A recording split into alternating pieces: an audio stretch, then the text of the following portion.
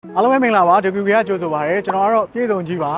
ဒါတော့ပြည်စုံလေးပါကျွန်တော်တို့အခုရောက်ရှိနေရတာကတော့ဒီကန်နာလန်းနဲ့လေးလန်းတောင်းမှာရှိတဲ့ကန်နဝင်ထမင်းမောင်းဆိုတဲ့ဆိုင်အသစ်ကိုရောက်ရှိနေရပါဖြစ်ပါတယ်အဲ့တော့ဘာရှိနေလဲဆိုတော့ကျွန်တော်သွားပြီးတော့စားကြည့်အောင်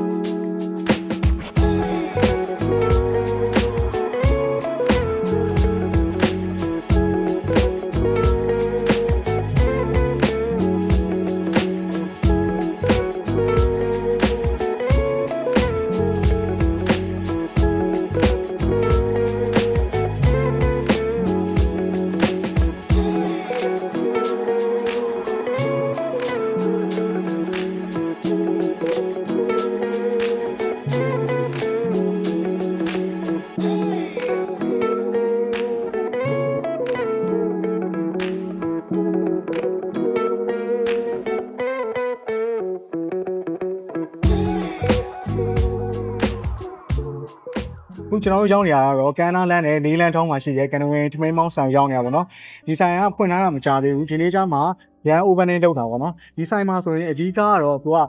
ထမင်းမောင်းပေါ့နော်ကျွန်တော်တို့ထမင်းမောင်းဆိုတာရန်ကုန်ထမင်းမောင်းဆိုတာ street food ထမင်းမောင်းပေါ့နော်ဒီ street food ထမင်းမောင်းမှာဒီလိုမျိုး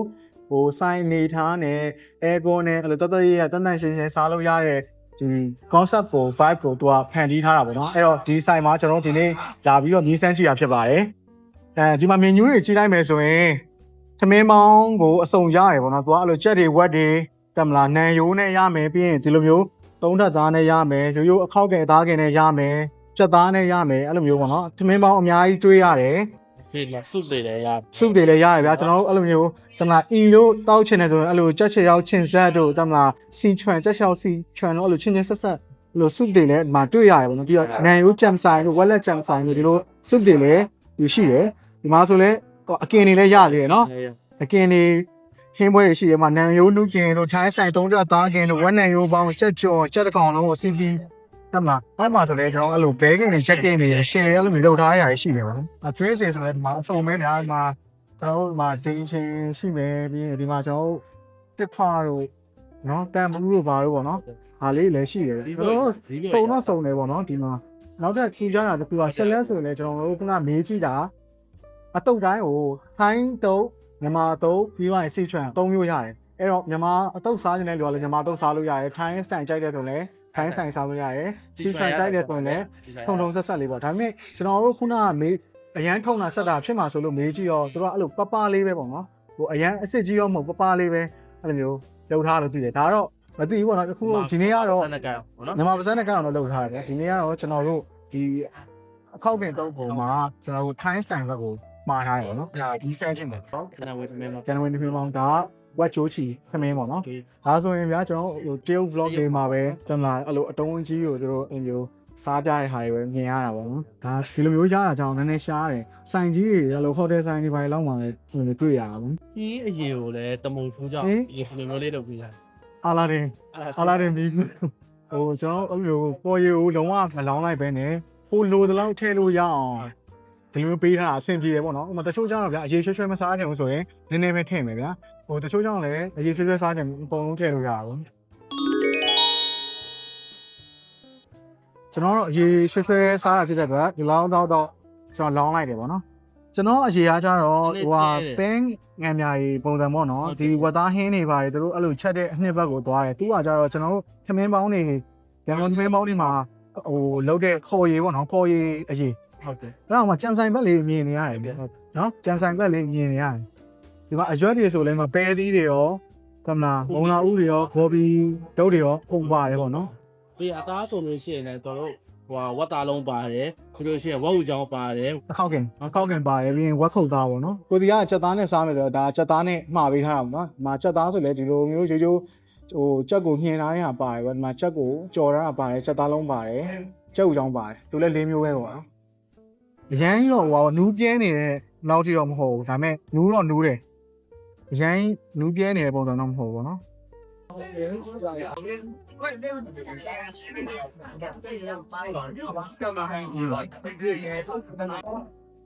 မာရလဲဆိုတော့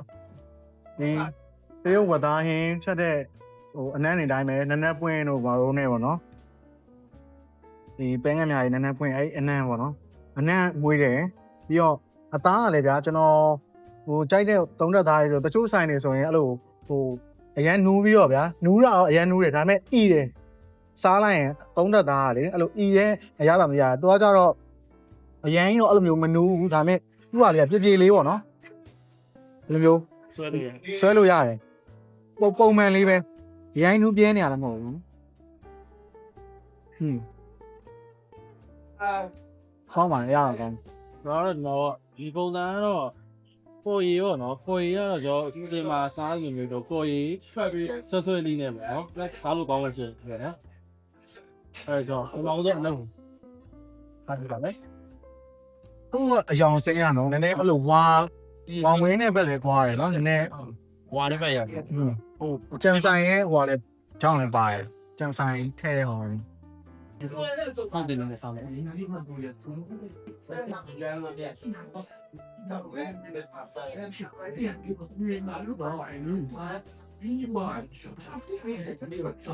လုံးနေလား ဟုတ် နိုင် ဟုတ်ကဲ့ကျွတ်ရွာတယ် ကြောပါနည်းနည်းလိုက်မယ်နော်ညီလေး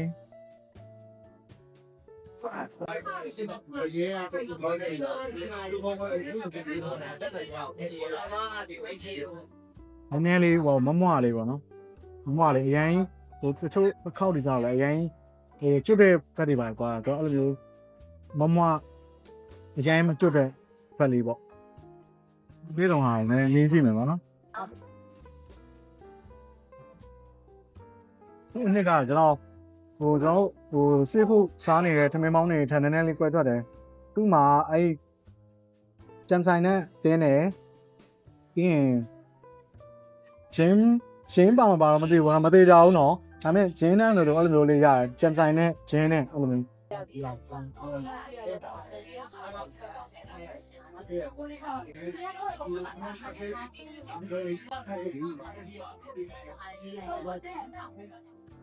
ဘယ်လိုလဲ ဒီကနေ့လိုက်တယ် လိုက်တယ် ဒီခေါ်သားထဲမှာဟိုဒီတမီးတော့လို့နောက်တော့နည်းနည်းပွင့်တော့ပါအောင်လို့ပြီးတော့လောက်လာနော်သူကဒီမှာတုံးနေတာပြင်တာပြီးပြီမပေါ်ကတော့တားရဲ့ဘူးဒီတော့ဟောက်အဲ့ဒါနူးကြီးဖြစ်ရှယ်ပါဒီလိုရေးကြောက်ရ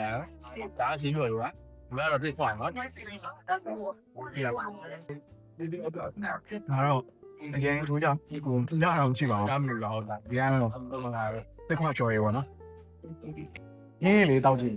ကျွန်တော်ခုနကသူစားနေတော့ကျွန်တော်နည်းနည်းမြည်ကြည့်သေးတယ်ကျွန်တော်ပြောပြမယ်ပေါ့နော်သူကဘယ်လိုလဲဆိုတော့ဒီမှာအမြင်ရဆိုရင်မုံလာဦးအဖြူပေါ့နော်မုံလာဦးအဖြူနဲ့ချက်ထားတာပြီးတော့ချင်းစက်ပုံစံပေါ့နော်လှုပ်ထားတယ်ပြီးတော့ဟင်းရအကြည်အောင်လေးပေါ့နော်နည်းနည်းကျဲတဲ့ဘက်ကိုသွားတယ်ပြေလေးပဲပေါ့ပါလေးပဲဘုံလာဦးအဖြူအရသာအဓိကရတယ်အဲ့တော့မှဂျားတွေကနည်းနည်းလေးဆက်သွားတယ်ပုံ တ စံ က်တယ်ပဲလို့ပေါ့နော် မဟင်းရောကျွန်တော်မကြိုက်ဘူး ဟုတ်ပေါ့ရောခံလာနော် ပေါ့တယ်ပြီးတော့ကျွန်တော်မကြိုက်ဘူးဗျတိတ်မလိုက်ဖက်သလိုပဲ ဟိုဘယ်လိုပြောမလဲဟို natural ဆန်တဲ့လူတွေတော့ကောင်းမှာမဟုတ်ဘူးနော် မဲဗျတချို့ကတော့အဲ့လိုမုံလာဦးအဖြူတွေပါကြိုက်တာရှိတယ်ဗျအဲ့လိုအဲ့လိုမျိုးလူတွေဆိုတော့ကြိုက်ရင်ကြိုက်လိမ့်မယ်ဒါပေမဲ့ကျွန်တော်ပတ်စံနေကြတော့ကျွန်တော်မကြိုက်ဟင်းရော ကျမ်းမိုင်နဲ့ညီညွတ်တဲ့ ကျွန်တော်အဲ့လိုကျမအင်းနဲ့ညီညွတ်ရင်တိတ်မဆိုင်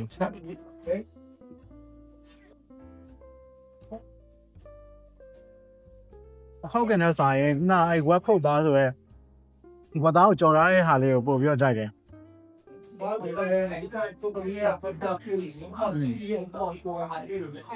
ဘယ်တော့မှမကောင်းဘူးဟိုထင်အောင်ပုံမှန်ဆိုရင်ကော်များတယ်ဆိုင်တော်မများတော့ကြောင့်အသားအရသာကြီးကြီးလေးလေးရတယ်ကြိုက်တယ်ကျွန်တော်ဒီထဲမှာဆိုရင်မနိုင်မှာခောက်ခဲ့တော့မကြိုက်ဘူးဘာသာလုံးနဲ့ခုနကဝက်ခုတ်သားဆိုတဲ့ဟာကိုကြိုက်တယ်ပြေးကြိုက်တယ်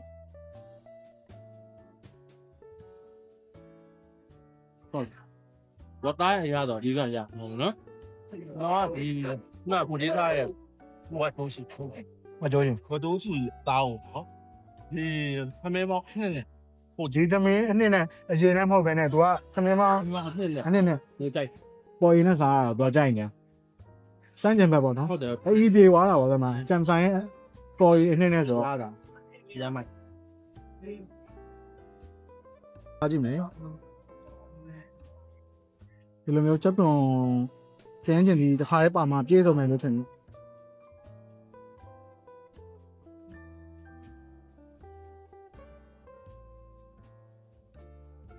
那ကျွန်တော်မေးကြည့်လို့လိုမျိုးပဲသူကလည်းဘိုးတရားအရသာစစ်မဟုတ်ဘူးသူကထိုင်းရတာဆိုများကျွန်တော်တို့ဟိုအနှစ်ကစားတဲ့မှာအချီရောင်လေးနဲ့ဟိုချက်သွန်ဒီလောက်ပဲနည်းနည်းမင်းလောက်ပဲပါတယ်ဗျာသူကကြောင့်အဲ့လိုမြန်မာတော့မကြထိုင်းမကြပါဘူး 你妈不在那干了都打， မြန်မာပြန်နေခိုင်းအောင်လုပ်တာလေထိုင်းစစ်ကြီးမဟုတ်မြန်မာတော့အစ်စ်ကြီးလည်းမဟုတ်ဘူး ဟုတ်တယ်ပါမယ်ကျွန်တော်ကစက်တုံမကြိုက်တော့စက်တုံလေးနည်းဖယ်စားမယ်နော်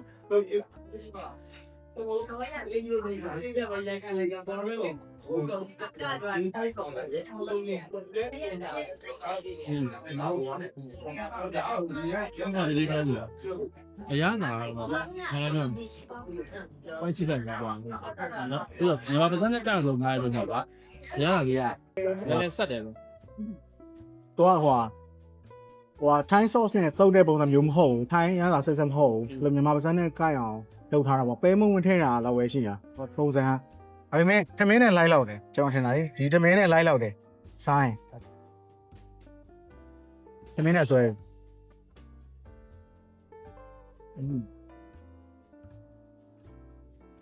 သုံးရတာတော့ကောင်းတယ်ဗျာသုံးရတာတော့လည်းကောင်းတယ်အခုနကပြောချိုင်းမစစ်တာပေါ့နော်ဒါပဲ 妈，我真记不得。က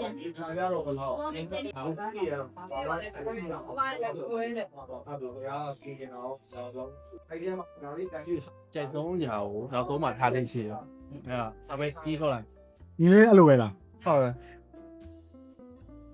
ကြိုက်ဆုံးရအောင်နောက်ဆုံးမှထားလိုက်ရှိအဲ့တော့ကြိုက်ဆုံးရတယ်နောက်ဆုံးကြ အခုမှလည်းအဲ့ဒီရှိတယ်ဥမာကြိုင်ဆုံးအပိုင်းဆိုရင်အခုကဖယ်ထားတာ ဟုတ်တယ် ဖယ်ထားပြီးတော့နောက်ဆုံးအလုပ်ကြမှာအဲ့လိုကြိုက်တဲ့ဟာတွေလည်းစုတာဥမာကြက်ဥဆိုလည်းဒီနေ့ကနောက်ဆုံးမှစားရတယ်ကြက်လို့ဒါကြံခဲ့တဲ့ sauce ပေါ့နော်ဒါသူတို့ရဲ့ကန်နဝင်း sauce လို့ပြောတယ် signature ပေါ့နော်ကျွန်တော်အမြင်ကတော့ဟိုလို Thai sauce ပုံစံလိုတော့မြင်တယ်ဒါပေမဲ့ခုနကဟိုလာချရတဲ့မှာမပါပါဘူးဒါပေမဲ့ကျွန်တော်ဘေးကြည့်လိုက်တဲ့ချိန်မှာ sauce ရှိရပေါ့နော်အဲ့တော့ဒီမှာကြံနဲ့ဒီခေါက်လေးနဲ့ဒီလိုတွဲစားကြည့်မယ်ပေါ့နော် Okay.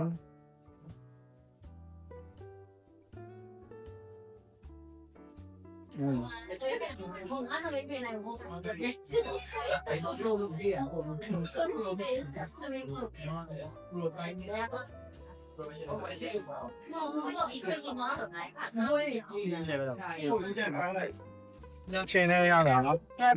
nhiều sẽ đây ra là nó lục vào những video của nó đây đi này sao đi lại mà đó có chỗ trên này tôi lại mà ကိုကြီးကဝတ်သားနေပြီကွာဆိုတော့ကျွန်တော်ချက်သားကြံပြီအဲ့တော့ကျွန်တော်ဒီချက်သားနဲ့တော့ရင်းနေက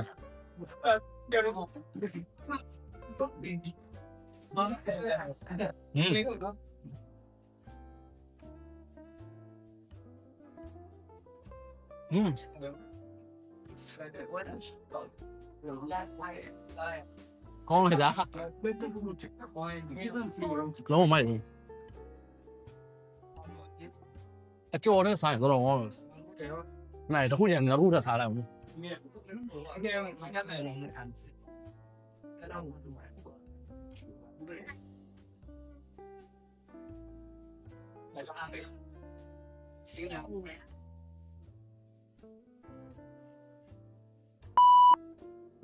ရောမိုက်တယ်ဒါအမှန်တမ်းပြောရရင်ဒါမတွေ့တော့ကြအောင်နော်ဒီအစင်းနဲ့ခါလို့နှစ်ပွဲကတော့လုံးဝပြေးမလို့ဘူးကျပဲလုံးဝမိုက်ပါဒီ sauce လေးကိုစိုင်ရောက်လို့ရှိရင် sauce လေးကိုတကယ်တော့ဝန်ထမ်းတွေမချလို့ရှိရင်တောင်းဖို့တော့ပေါ့နော်တွက်ချင်ပါတယ်ကျွန်တော်လည်းမတောင်းမိလို့ပါကောင်းတယ်ဟဲ့ပါ ဒီမှာ danger လဲကောင်းတယ်ဆိုတော့ danger လဲမှာထားရပါတော့ဒါလဲစမ်းစားကြည့်အောင်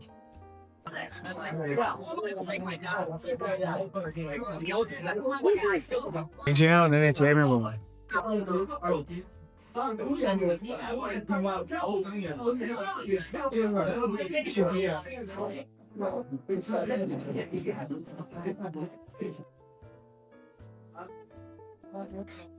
哦，ကျွန်တော်တော့ကတော့ honest review ပေးရမယ်ဆိုရင်ပို့တယ်ကျဲတယ်။အားကြောင့်လဲဆိုကျွန်တော်ရဲ့ level ကကျွန်တော်ကြိုက်တာ16လန်ကူမာချိန်ချိန်ကိုကြိုက်တာ။အဲ့တော့အဲ့ဟာရပြည့်နေပြီးတော့တမဟိုဒီ taste bar ဆိုတဲ့ဟာကြီးကိုကျွန်တော်အသိပေးထားတာပေါ့နော်။ဒိန်ချင်းရဲ့ taste ကဒီ taste bar ဆိုပြီးတော့မှတ်ထားတဲ့စံချိန်စံညုံရောက်နေတော့ဒီကောင်လေးကနည်းနည်းလေးရော့နေလို့ဖြစ်နေတယ်ပေါ့နော်။ nice ရှင်းလို့တော့မကောင်းပါဘူး။ဒါပေမဲ့ honest review ရကျွန်တော်ကျဲတယ်ပေါ့တယ်ပြော့တယ်တိတ်ကြတယ်လို့နော်ဒိန်ချန်ကမကြိုက်ဆိုင်ရတယ်အခုမှဖွင့်တာဆိုတော့တမနာနည်း error တခုဖြစ်တာလည်းဖြစ်ကောင်းဖြစ်နိုင်တယ်ပေါ့နော်ဒါကတော့ဆက်စချင်းအခုဒီနေ့ဆိုလည်းဒီမှာဧည့်သည်တွေကအများကြီးပဲဆိုတော့သူတို့ဖိတ်ထားတဲ့ဧည့်သည်တွေလည်းရှိတယ်အဲတော့နည်းနည်းလိုအပ်ချက်တွေရောရှိမှာပေါ့နော် 那不是说，那不用不就看啥了？对吧？今年我看今年亚达话，数据的话，今年看你改个，改米，不改米呗呢？就今年的包比较，包的那路的吧喏。 အားကြတော့ကန်နာလန်းနဲ့လေးလန်းထောင်းမှာရှိတယ်လမ်းမတော်မျိုးနယ်မှာရှိတယ်ကန်နဝင်ထမင်းပေါင်းပါနော်ဖွင့်ထားတာမှသိမကြသေးဘူးအခုမှသူတို့က brand opening လုပ်ပြီးတော့ပြန်ဖွင့်တာပေါ့နော်ဖွင့်နေပြီမနက်10နာရီကနေည9နာရီထိဖွင့်တယ်လို့သိရတယ်သူရဲ့ concept ကကြတော့ကျွန်တော်တို့စားနေကြဒီရန်ကုန်ထမင်းပေါင်းတွေပေါ့နော် street food ထမင်းပေါင်းတွေကိုကျွန်တော်ဒီလိုမျိုး air con အေးလေးမှာနေရာထိုင်ခင်းတန်တန်လေးမှာတန်တန်ရှင်းရှင်းနဲ့စားလို့ရမယ့် concept ကိုသူကလုပ်ထားတာပေါ့နော်ဒီမှာအေးလူစားလို့ရတယ် air con ကမှပြီးရင်စလိထွက်တော့ဖို့နေရာတွေလည်းရှိတယ်ခုနကဆိုကျွန်တော် toilet တွေပါဝင်ရှိတယ် toilet ကအစားဟိုတန့်တယ်ပေါ့နော်ပြီးမှလိုက်ပြမယ်အဲရှင်းလို့ဆင်းပြေတယ်ဗျာပြန်နေရာထိုင်ခင်းလေးကတော့တော်တော်ဆင်းပြေတယ်ကားဖက်ကနေလည်းဆင်းပြေတယ်အရှင်းမှာထိုးလို့ရတယ်နော်ကန်နာလန်းဆိုဒါရောက်ပြီးတော့ဆန်းစားကြည့်ပါကျွန်တော်မကြိုက်တဲ့ဟာတွေလည်းပြည်သက်နေကြရင်ကြိုက်မယ်နော် 好就是说，不知道我的看家里 ဟုတ်တယ်ဟုတ်တယ်ကျောင်းနဲ့တောက်ရလဲအကြိုက်မတူနိုင်ဘူးပေါ့နော် 哎， ရတာဗျာဟို on အရင်ဟိုကျွတ်ထွက်အောင်မကောင်းပေမဲ့ဟိုတန်တန်ရှင်းရှင်းနဲ့သူ့အနေထားနဲ့သူတော့ရှိတယ်ပေါ့နော် 师傅我呢，他们帮你杀你来了啊，那里接下去什么事情 ？Hackless 没帮 အဲ့ဒါ ，Hackless ကန်နဝင်ဆန်နဲ့ထမင်းပေါ့ဗျာ 没帮，师傅闪来杀人。 နောက် vlog ဒီမှာပြန်ပေးမယ်ပြေးစုံကြီးပြေးစုံလေး okay တကွီကွီ